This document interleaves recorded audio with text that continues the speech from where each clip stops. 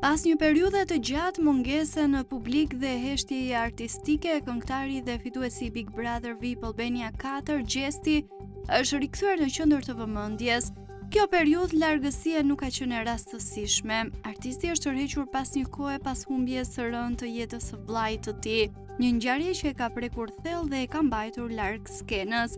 Së fundmi, produksioni i tij 360 Music ka ndarë një postim që ka ngjallur menjëherë interes të madh në rrjetet sociale.